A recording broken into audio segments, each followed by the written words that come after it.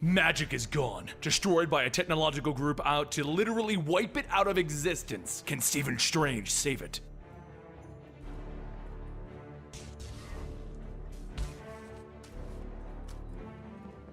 Welcome to the Complete Story Series, where I take trade paperbacks and single issues and I break them down and then I adjust my bites to help you understand. Then I read it dramatically back to you. All alterations to the panels, text, and images are to prevent copyright problems, and all art is owned by its respective companies. This is a continuation from our last Stephen Strange storyline, where you can find the link on the screen right now and down below. The Cost of Magic. When we last left off, Doctor Strange had discovered that there was something consuming magic across the various dimensions, and it had managed to defeat every other Sorcerer Supreme. He then looked deep down into it to discover the Empirical, a technological race hell-bent on destroying magic. And after he used Atlantean black magic to destroy all of the Empiricals on the planet, he discovered he had only touched the tip of the iceberg as the leader got out of his mothership. And then he blasted Strange with his eye lasers. Magic is draining from the world, and there is nothing that Stephen can do to stop it. Magic around the world is feeling the effects, from the city within Kunlun bursting into flames to Thor weeping up in the heavens. Even a Ghost Rider is screaming out. Every individual tied to the magic is feeling the lack of its presence. Magic is dying, and Stephen has no means of saving it left. And with his eyes bleeding from the final spell, Stephen gets up and he looks at his enemy in the eye. He then allows the house's defenses to kick in as the trees and the shrubberies attack the Empirical, and he leaps into combat against this threat. Elsewhere in the world, other individuals are fighting against the Empirical with tendrils and robots attacking them all over. Dr. Voodoo, Professor Zhu, Wong, Scarlet Witch, Kaz, Magic, and Shaman and Talisman are all in danger. But it's a simple magician named Monoko with a small amount of magic that notices the most obvious. These robots have some form of cloaking technology. The normal civilians aren't acting like there are hundreds of robots wandering the streets. Back with Stephen Strange, he throws cars and takes punches, but it's not enough. So he draws on whatever magic he can find, and he pulls the despair out of the city of New York, the sadness, the depression, the madness that is New York, and he throws it at the Imperator, the leader of the Empirical. But the Imperator throws it aside. Speak not to me of despair, little wizard. I was forged in it. And he smacks Doctor Strange down. So using the last of the magic in his cloak, he wraps up the Imperator, and he reaches down into the very earth itself, and he draws on the last of the magic, the very little in the earth's core. Then he reaches down into the depths, and he rises. No more magic, Doctor Strange. Magic's final hour has come. But Doctor Strange has become magic as he stands above the Imperator. Really? Magic says otherwise. Abracadabra, you son of a bitch. And boom! He hits the Imperator with everything. Over and over, he swings with the magic, thinking to himself to not think. Just punch. Punch until the thing I'm punching isn't moving anymore. It doesn't matter if I die or explode or whatever. Just so long as magic is safe. Just so long as there is something left. Somewhere. Please, let there. But this is not a time when the hero wins, as Strange collapses onto the ground. And just like that, magic is gone. The Imperator gets up and he tears Strange's cloak in half, and he tells his robots, burn them all. The Imperator was a member of a race of technological individuals, and they were subjected to people using magic over them to control them. His family was placed into jeopardy, and his parents were worried for him. But it was the robots that carried the Imperator as a child and carried him off, away from this world ruled by magic. You see, the reason his family was trying to escape this world is that he was promised from birth to the god that his people worshipped, the beast, Shumagorath, a being that they thought would protect them, but the Imperator was taken off by the power of science, where he escaped so he could come back and destroy magic. He's telling this story to a captive Stephen Strange, along with a captive Magic. But as the Imperator is debating on who to kill first, Stephen or Magic, someone else arrives, a little street magician named Monoko. With his little wand, he struck down the Imperator, and he freed Strange and Magic. Because as he said, with magic dying, it was looking for a home, and his wand seemed like a good place. He then sacrificed himself to the Imperator's ways to allow Stephen and the rest of the magic users to be teleported away. And then they all turned to Stephen asking, what do they do now? He doesn't like it, but he decides that he's going to need to find every last scrap of magic in the world. They're gonna need it all. It's their only hope. Every artifact, remaining spell, and little trinket. Everything. Stephen begins to crawl around the world looking for these artifacts without the ability to fly. He needs to get around stabbing a knife into a wall and hoisting himself. It's so much more difficult than just hovering. Then, in order to see in the deep dark caverns, he has to throw on one of his new artifacts, the helmet of Razdazar, and it gives him a headache, but it allows him to float for 30 seconds and see in the dark. He walks into an area filled with an orange liquid and bones scattered all over, and he drops one of the magic-eating slugs, and he allows it to draw him to his objective. That's when the I-beams go off trying to kill him, and the Imperial's technological monsters have found him. He dives into the junk for protection, trying to think of anything to save himself from this beast, and that's when he finds the slug clinging to the last bits of magic. He reaches in and he pulls out a magical bow and he fires it into the monster's neck, and then he runs for it. He makes it up to the surface, landing on the hood of a car where Scarlet Witch is, and she asks him if this was all for a bow, and then she pulls out a demonic shotgun and opens fire on the Imperial chasing after them. Yes, well, we can't all have a shotgun, Wanda. Then they see the laser eyes and she takes cover. As the Imperial are chasing them, they then see Talisman riding towards them on a motorcycle, shouting, "Here comes Talisman!" And she drives her motorcycle right into the creatures just as Wanda pulled her off of it before it was able to blow up on the creatures, taking out the creatures, the bridge, and the bike. No one really has faith in this plan, but Steven sees nothing else that he can do as he cuts his own wrist and he pours the magical blood onto the map of the world to find more artifacts. Back at Steven's house, the Imperial begin looking at his fridge, and that's when Zelma the librarian jumps out of it. She begins throwing all kinds of weird food at these monsters that Strange is forced to eat, and she tries to make a run for it, but of course, she can't stand up against the Imperial. But you know who can? Wong, and he shows up just in time to teleport her away with him. He brings her to Tibet, where she explains that the Imperial are going towards the cellar, and Wong looks panicked. The cellar? The cellar door is open? Yes, I saw something in there. God help us. Even Strange can sense that it's been opened, and he immediately panics. Meanwhile, the Imperial begin to explore this cellar, the place where Stephen Strange would go to spread out the cost of his magic. That's when we see inside is a hulking mass of pain and suffering, made to feel alive. The thing that was sharing the cost of his magic was Stephen Strange. Back in Tibet, Wong takes Zelma with him to help start his new goal. He has found more individuals who know of magic, and they felt its presence missing, and he brought them here. He needs more people to be prepared to share the cost of magic with Stephen Strange, because long ago he decided that the cellar would not be the only answer, that he would need to share the pain that Stephen was feeling with other individuals strong with magic. Meanwhile, Stephen has gotten his next location, where he stole a skull from a temple, the skull of his old master, the Ancient One. He apologizes and he crushes it into dust, adding it to his bag of magical artifacts. Because if the cellar is open, Strange finally has a plan. Sometimes the only way to beat a monster is to bring a bigger monster. The robots all head upstairs to inform the Imperator that there is a problem in the basement and they don't know how to handle it. He walks into the darkness of the cellar where he sees what appears to be a child shrouded in darkness.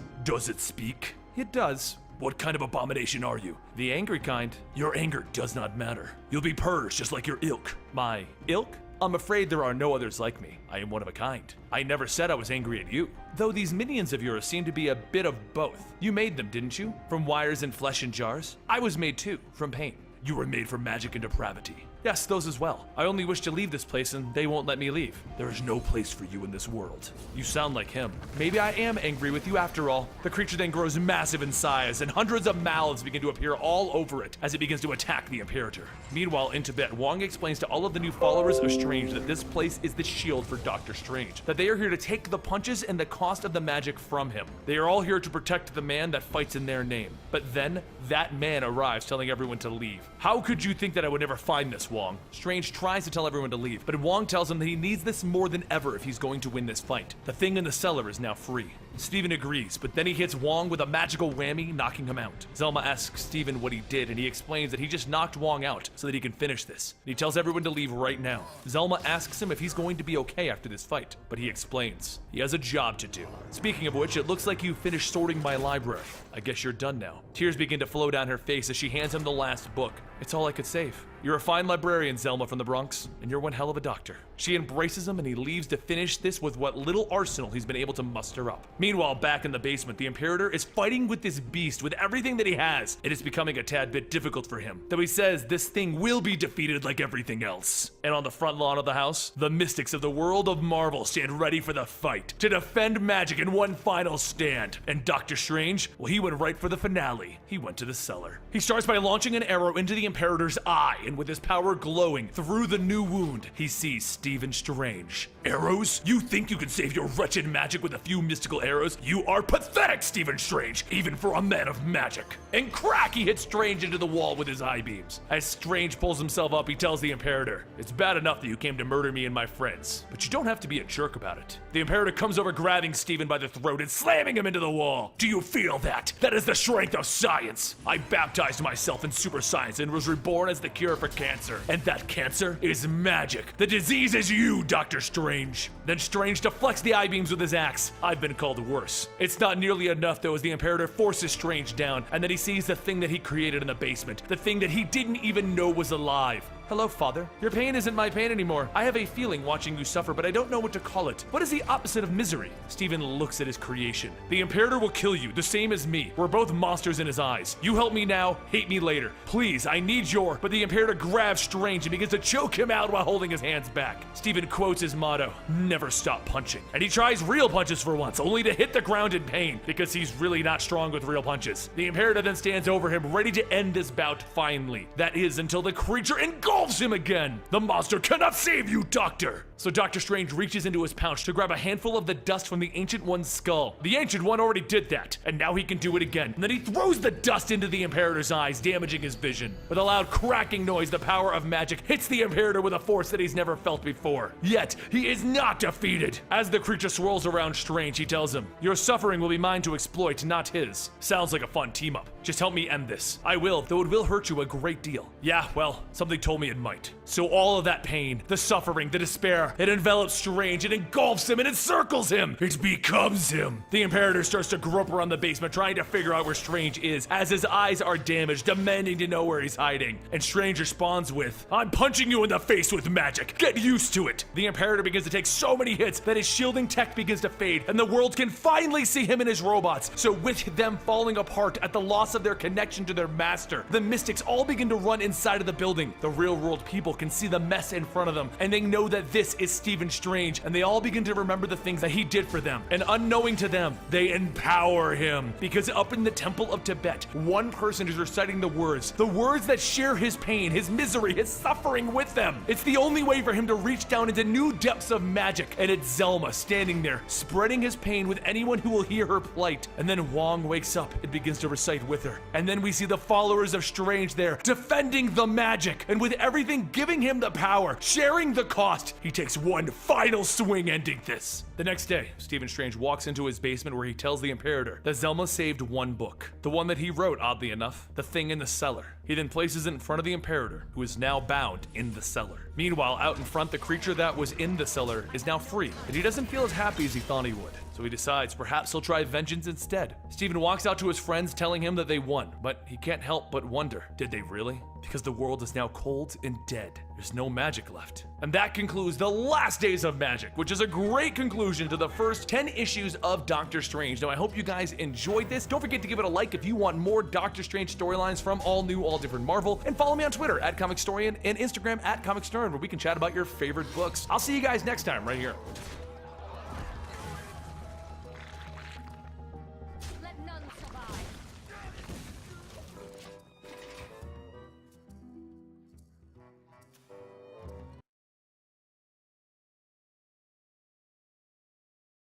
What if there was a real witch version of Sabrina the Teenage Witch? Welcome to another reboot with the chilling adventures of Sabrina. Welcome to the complete story series where I take trade paperbacks and single issues and I break them down into digestible bites to help you understand. Then I read it dramatically back to you. All alterations to the panels, text, and images are to prevent copyright problems, and all art is owned by its respective companies. Our story begins in Westbridge, Massachusetts on the 31st of October, 1951, in the home of Edward Spellman. He was a high priest in the Church of Night, scholar, occultist, and a father. It was to be a special night for his daughter's first birthday, but as the sisters gathered, he went to go get his wife and his daughter, and he found them missing. Edward was warned that marrying a mortal woman would be breaking the witch code, and now that mortal woman has seemed to have taken his child away in an attempt to save her. It doesn't take long for Edward to find his wife Diana, and she begs him to not take away their daughter. She just wants more time with her, but Edward tells her, sadly, that won't do. After taking the young girl, Diana says that if he doesn't want to give her back, she will tell them. She will tell everyone what they are. So he places his hand on her forehead, and it begins to burn as he destroys her mind, telling her, no, you won't. But to be clear, I'm already damned. Both of us are. As years passed, the young girl Sabrina would grow up living with her dad's sisters, Hilda and Zelda. As he had gone missing on her 6th birthday, Sabrina received her familiar, a talking cat named Salem. As more years passed, Sabrina would attend her school for witches, but rumors of her being a half-breed began to travel around. So on her first day of 6th grade, Sabrina was teased, with everyone calling her a half-breed, and after her Aunt Hilda scared the girl saying those things, her Aunt Zelda decided that maybe it was time for them to leave Westbridge. This way, Sabrina could grow up and have a choice in her life, a place where she could create her own destiny without having it thrust upon her. And so it was decided that the three would move to Greensdale, and they would join the coven there, and they would live in the old funeral home. While living in their new home, a couple of years later, Sabrina would come home to find a new member of the family living with them, her cousin Ambrose. As Sabrina takes him to his room in the attic, he says that the attic would be much better than the stocks, since he did take away a boy's hands at school, which he totally gave back, but High Priest Crowley wasn't very happy about it. A few months later, Sabrina gets ready for her first day of school, which Ambrose convinces her that they could use a glamour spell to change the way she looks. But Sabrina tells him that she likes the way she looks, even if her hair is turning a little white. For the first day, it was pretty normal, that is until she saw him, Harvey Kinkle. It was like he was straight out of a movie, or what a Greek god would look like. And once she gets home, she tells Ambrose all about him. Ambrose asks if she's sure that she doesn't want a glamour spell, and she tells him no. But she would like Harvey to like her, just a little. Salem says that she knows her aunts would be happy, right? It's prohibited for witch to consort with mortals. But Sabrina tells him that that's how her parents were. Salem says exactly, and look where that got them. It's been years and no one knows where her parents are. Though she thought it would probably be a bad idea, Sabrina decides that maybe a small spell won't hurt to at least have him notice her. So the next day at school, Harvey does, and the two of them plan to go to the movies that weekend. But elsewhere, two young witches from the town of Riversdale try to summon a succubus to help them settle a blood rivalry, but by accident, they manage to set their succubus free. This woman wandered around naked, not remembering anything but bits and pieces of things. She was to marry someone named Edward, but then there was a mortal woman who took him away, Diana, and then she took her own life. That's why her face is missing.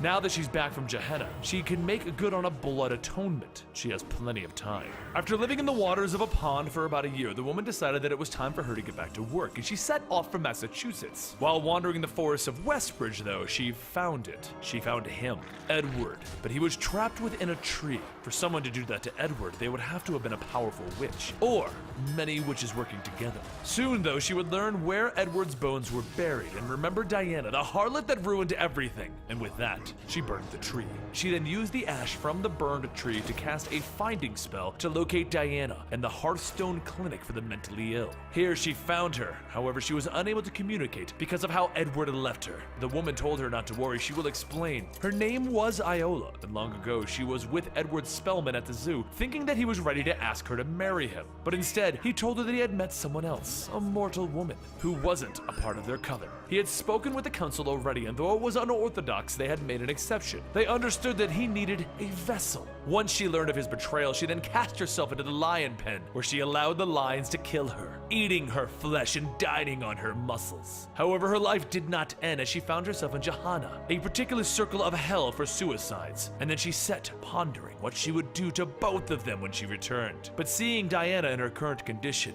Iola decides that she'll have mercy on her and provide her clarity, but not fully yet. Soon, though, the doctors probably won't believe that she's sane again. Upon leaving the clinic, though, a nurse stops her asking if she knew Mrs. Spellman's daughter, Sabrina. They haven't seen her in a while, not since she went into the care of Mr. Spellman's sisters. Iola stops and asks if she would happen to know where it is that they are all staying. Later that night, Sabrina sleeps in her room and dreams of someone chasing her through the woods. When she stops, she realizes that the woman chasing her is her mother, and she comes with a warning. She tried to protect her from her father and his sisters, but now she's coming for her, the Queen of Hell! But before she could say her name, arms reach from the trees, covering her mouth, and then Sabrina wakes up. Sabrina tries to remember what the dream was, but decides that it doesn't matter. She has a big week ahead of her with tryouts for the school musical and her 16th birthday. That birthday decides that she accepts the baptism, which accepts the Dark Lord's final blessing, or not, and to go with Harvey to the party after the school's pep rally. So Tuesday, Sabrina tries out for the musical. But the following morning, the students begin to talk about the rumors of their drama. And the choir teacher, Miss Gardenia, starts having a stroke and falling into a coma. Wondering if the musical would be cancelled, the students learned that it was in fact still on, and their replacement teacher would be Miss Evangeline Port, and she will take over. But what we know is that Miss Evangeline Port is actually Iola. After class, Iola stops Sabrina, asking if she can talk to her for a moment. Sabrina tells Harvey that she'll catch up with him, but as she walks over, Iola says that she just wanted to talk to her about the musical. After looking at Miss Gardenia's casting notes for the musical Bye Bye Birdie, she was planning on casting Harvey as Birdie, but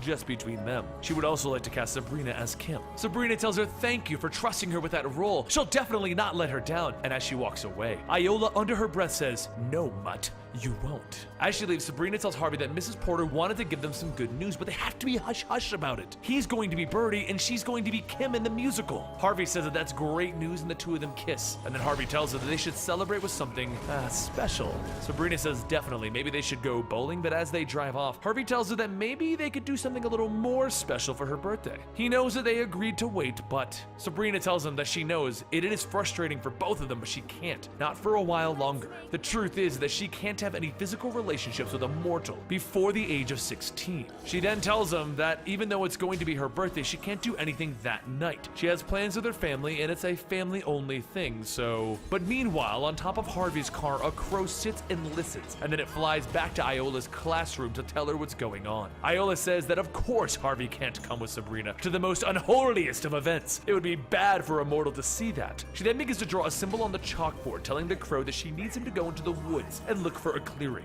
and a stone altar with this symbol on it. The next day during a football game, Iola mentally tells Harvey to look at her, causing him to miss a catch with her rather low cleavage. Once the game is over, Iola speaks with Harvey, telling him that she's sorry that she distracted him. He's a 16-year-old boy with a lot of things on his mind. However, the real reason that she needed to talk to him was because she overheard some rumors about Sabrina sneaking out tonight for her birthday, going into the woods at the edge of the town. For what, she's not sure. A boy, maybe? And he looks back at her asking, what woods would that happen to be then? As the night begins to set, Sabrina begins to get ready for her baptism, and as she leaves, Ambrose and Salem tell her that they picked out a lovely goat for her to ride in on. Slinky, but kinda sweet, right? She hops in the goat, and then her and her aunts begin to fly through the air. And as they reach their destination, they begin to see the blue flames surrounding the altar. Hilda tells her to be brave as she steps into the flames. They won't burn her, just her soul, and only a tiny bit. It will be the final cleansing. When they enter, they see a crowd of other women in robes, and then the Queen of the Sabbath arrives riding a black stag. She tells Sabrina to step forward and receive her unholy communion, and Sabrina kneels and begins to pray.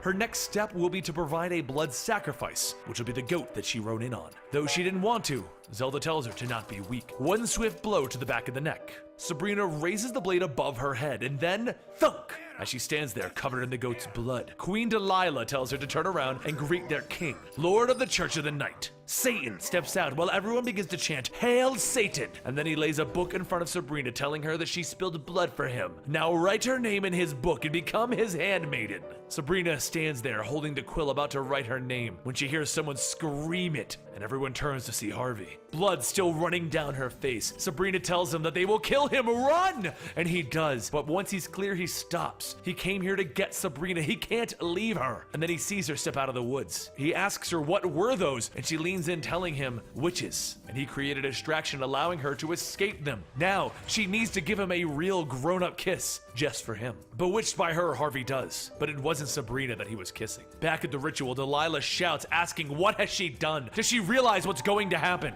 Vines wrap around Sabrina as she tells her that she didn't know. And Delilah continues shouting until Sabrina breaks free, stating that she doesn't know what's happening, but she can fix this. The vines shatter and they fly through the air and they cut Delilah, and she tells her, how do you think that this will end? You broke witch law, spat on the covenant, defiled the Lord's church. Sabrina tells her aunts to talk to her. She needs to go make this right, and she begins running off looking for Harvey. She calls out for him, but then she stops as she sees a witch holding his body with his face bitten off. And all she can think about is what it would have been like if she had chosen to reject the baptism rather than accept it. They could have grown up, had kids, lived a normal life. That's all gone now and she falls to the ground. The next morning, Sabrina wakes up from fainting and sees her aunts waiting for her. The only thing that she wants to know is why they didn't save him. They explain that they needed a human sacrifice since the Dark Lord was denied an initiate. So instead of her blood, they needed someone else's. Word begins to spread of the now missing Harvey Kinkle, and the town begins to search for him. Even Sabrina and her aunts go to look for him even though they know what actually happened. Students from the other towns even begin to show up and help, and even the two young witches who accidentally set Iola free. And while they search a field, Iola appears before them, telling them that they are now going to help her with something. A few days later at school, Sabrina can't help get over the loss of Harvey as she sits in a bathroom crying. Outside the stall though,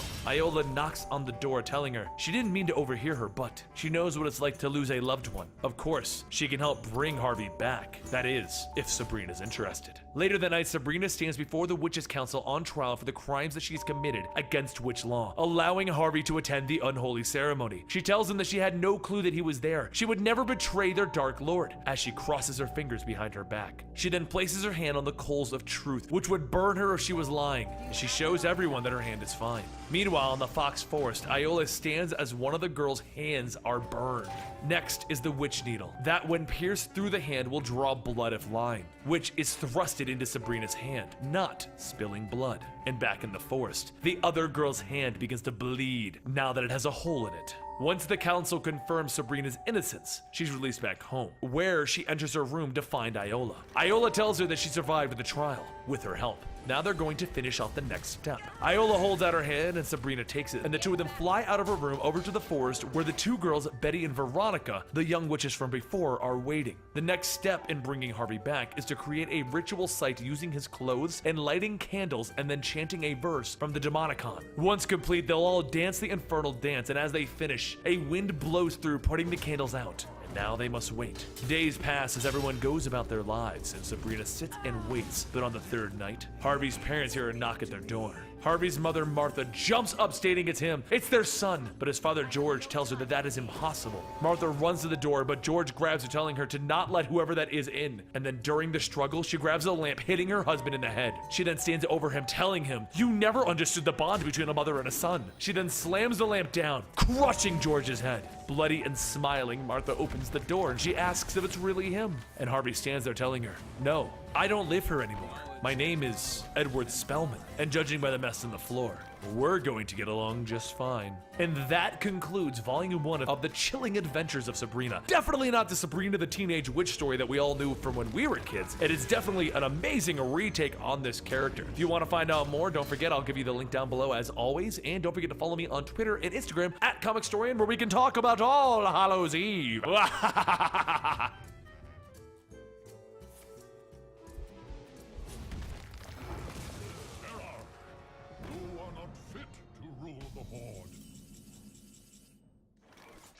It's time for 3 more tales to see if you'd be interested in these stories. Today we're going to be journeying to the world of a struggling single mother with a secret, a fashion blogger who is losing her mind, possibly, and a group of misfit superheroes. As usual, let me know which of these books you enjoy in the comments down below, and if you truly enjoy any of these, remember, they are depending on your sales to continue. These are all early in their lives, and it's through the sales that they will continue. Eventually, we'll do the full stories for each of these, so remember that these first issues will be in larger videos. First up, we travel to the world of Glitter Bomb, written by Jim Zub and published by Image Comics. A stuffy man in a suit stands in front of her. Let me be honest, Farah, you've never belonged. It's always been a bad fit. There are 2 types of people that we represent: trendsetters and genetic lottery winners. You're not an internet celebrity, controversial mouthpiece, or a gifted disabled minority, whatever the hell. You look okay for a middle-aged mom, but you're not giving any 12-year-old boys wood when you walk by. You get it? I need an angle, something that I can sell. A tentacle with a nail on the end of it shoots out of Farah's mouth and through the stuffy man's head. Then it pulls itself back into her mouth, and his eyeball falls out of his head, and he hits the ground, and we see Farah's eyes are pure black. Sell that, you rotten man. She then comes to her senses, realizing it happened again. 6 hours earlier, Farah was sitting at an interview with another younger girl. She finds out that the girl's here for the same part, and she begins to go on about how she needs this part. She needs it! After being rather depressing about how bad things are getting for her and how much she does need it, Brooke, the girl that sat down next to her, recognizes her, asking if she's the girl from the show Spacefarers. And then Brooke tells her she used to love watching the show when she was 8. But now, Farah is ancient. Then the casting director comes out to let Brooke and a few others know they're getting a call back, and Farah isn't. She goes out to her car defeated, and she places her head into her arms until her phone buzzes. It's Kaden, the babysitter, asking if she got the part, and if she told her agent about her yet. Farah drives back into the city where she parks on the beach, and she goes to have a seat on the sand. After a bum comes by asking for change, she turns him away, and Farah decides what she needs to do. She stands up and she begins to walk into the ocean in front of her. She goes deeper and deeper with her eyes closed. And then just as she's prepared to do something that she shouldn't, a voice speaks up telling her, "Welcome back." And it sucks her down into the waters. As she's swallowed up by the darkness of the ocean, she hears a voice. "Lost, angry, vulnerable. Show me your pain. Give me something to destroy." Then she washes back up on the beach, and the bum kneels over her and begins to rifle through her bag, telling her that he saved her, so they should trade. Then her face splits open, revealing 4 tentacles that burst through the bum's head, and she begins to devour him. When she comes back to her senses, she finds herself covered in blood, wondering what just happened. She went back home covered in that blood and got yelled at by the babysitter for being so late, but before she could resolve anything, her agent called her back into his office. He wanted to talk, so Farah changed out of her bloody clothing and headed on over, where she met a stuffy man in a suit. And that resolves issue 1 of Glitter Bomb. I had no idea what to expect going into this one, and I loved it. It's definitely one that I'll be picking up to see where it goes, and I hope you'll enjoy it with me. Now we go to another girl lost in the world of celebrity, but a different kind. Welcome to Snot Girl, written by Brian Lee O'Malley from Scott Pilgrim. Lottie Person is a 25-year-old fashion blogger from downtown Los Angeles, and she just woke up in her bed with tears running down her face, covered in snot. She quickly went to her haters' brunch, but discovered that she was the only one that managed to arrive, making her realize she's the only one who actually went to the haters' brunch. If you're wondering what she does, she shares daily outfits and styling tips with a devoted fan base of more than, well, that doesn't matter. And her life is pretty much perfect, except all of her friends are horrible people. That and she has allergies, really bad allergies. On the blog, she's perfect. Nose never running and her hair exactly where it needs to be. It looks like she woke up perfect and she's the best fashion blogger around. Except there's another Lottie. One with a snotty nose, teary eyes, and glasses on, who sits in a room with a box of Kleenex bad-mouthing the other fashion bloggers. But forget that version of Lottie as she re-enters reality, and she goes back to phone cyber-stalking her ex. Until the barista calls out her name for her coffee and another girl grabs it. Lottie is stunned. This other girl is so hot, and she tells Lottie, "Half-calf cold brew with non-fat almond milk and 1 pump of lavender syrup. That's my exact order." And Lottie is shocked because that is her exact order. And that's when Lottie met Caroline and dubbed her Cool Girl. You see, it all started with a girl named Misty. She was just too cute for the name Misty, so Lottie called her Cute Girl. This led to her dubbing all of her friends or people that just entered her life normally various names. Norm Girl, Trash Boy, Goth Girl, Shoe Girl, and Scandy Girl. Obviously, she never told any of these people the names that she called them, and Caroline and Lottie began to get along so well that they decided to later hang out, and Caroline took down Lottie's number, even cracking the joke that she should get a tattoo to her arm. Lottie's next stop was to go see her doctor, but her usual doctor for her allergy medication wasn't around, and instead she got a new doctor that insisted that she call him Dr. Rick. He asked her a few questions so that he can get familiar with Lottie since her usual doctor was on vacation. Like, do her allergies rule her life? Do they make her afraid of the sun? Isn't she tired of being controlled by her allergies? He gives her a new medicine to try out, one that supposedly will completely get rid of her allergies while she's taking the pills. And then she looks at her group chat and sees all of the stupid things that her group chat has been talking about, and decides, this is it. This is a new her. She has a new best friend, she has some new medicine, she can be a new person, she can be what she's always wanted. And that's when Caroline texted her back and invited her to a bar. Lottie was so excited, walking around with Caroline, she looked so good, they were the perfect friends. And then she entered the bar and saw nothing but men there and realized she was overdressed for this. Caroline walked over and asked Lottie what she wants, and she explains that it was a whiskey bar, but they do have beer if she really wants that. Lottie is confused, she looks so uncool here. Why is Caroline being so nice? But Caroline gives Lottie a shot of whiskey, telling her to relax. And she sips it and gets an instant warmth, which confused her. Is this the drink? Is she drunk? But Caroline continues to make her feel better, giving her bomber jacket to use. They sit and talk, and Lottie reveals that she hasn't kissed more than one boy, and she's almost 26 years old.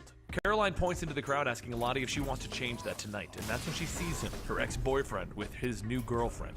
She runs off into the bathroom with tears and snot running down her face, and she can't remember when she took her last pill or not. Why aren't the pills working if she took one? She drops the pills on the ground and they're all round and rolling around as she panics trying to pick them up. And that's when Caroline runs into the bathroom to check on Lottie. She kind of put it together that Lottie saw her ex-boyfriend. But after seeing her like this, like no one has ever seen her before, she cracks a joke. Hey Lottie, I thought of a funny nickname for you. Snotty. She walks forward, slipping on the pills on the ground, and crack! She hits her head as she goes down. The blood begins to pool up and Lottie hits the floor not knowing what to do. She just wanted to be friends with Caroline.